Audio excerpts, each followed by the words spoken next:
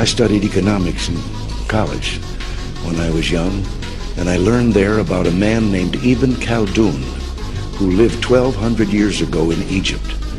And 1,200 years ago, he said, in the beginning of the empire, the rates were low, the tax rates were low, but the revenue was great. He said in the end of the empire, when the empire was collapsing, the rates were great and the revenue was low. According to the official White House version, it was at this moment in a Florida classroom that Bush learned the second plane had hit the World Trade Center and that the U.S. was under attack. But here's what George Bush himself said almost 3 months later when asked about September 11th. I was sitting outside the classroom waiting to go in, and I saw an airplane hit the tower of a TV. You know, the TV was obviously on, and I used to fly myself, and I said, well, there's one terrible pilot. And it said it must have been a horrible accident. But I was whisked off there. I didn't have much time to think about it. Now, wait a minute. George Bush was told about the second plane while he was inside the classroom. So you just heard him describe seeing the first plane crash on television that day. But that's impossible. No one saw the first plane crash on TV on September the 11th because the videotape of it didn't surface until the next day. So how could George Bush have seen what he said he saw? What I'm trying to say is outside of America, it's only religious people that get circumcised. Obviously, Jews do it. Jews invented it. Abraham, he was like, yo, this is a covenant between you and God. This is how God knows you're down. If you want to be part of the tribe, I'm going to need that. His words, not mine.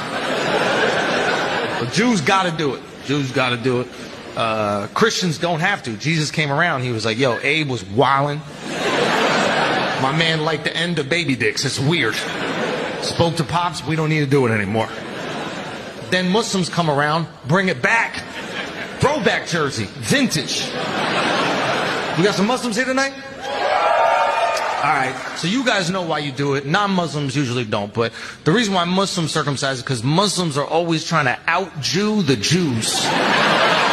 This is a sibling rivalry as old as time. It's like, how many times a day do they pray? We'll pray 5 times a day. Fuck it, let's go. How many days do they not eat? We won't eat for the whole month. We'll take the fucking whole month. They just circumcised the boys?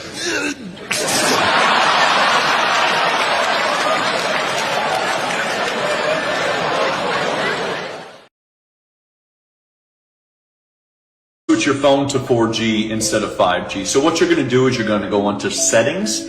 Then you're going to go under cellular data. You're going to see 5G plus or 5G, whatever is turned on your phone, and you're going to just turn that to LTE or 4G.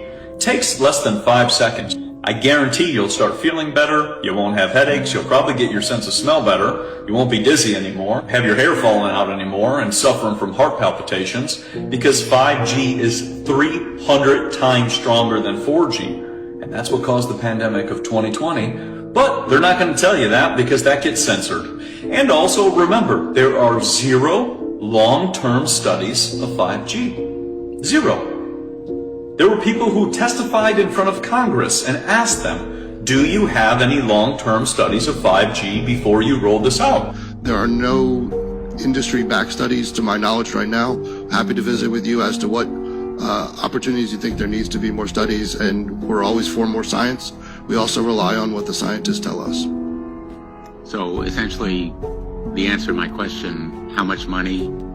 0. Certainly follow up with you, Senator. To my knowledge, there's no active studies being backed by industry today. So guess who's the study? You. That's why I don't use any of the new stuff.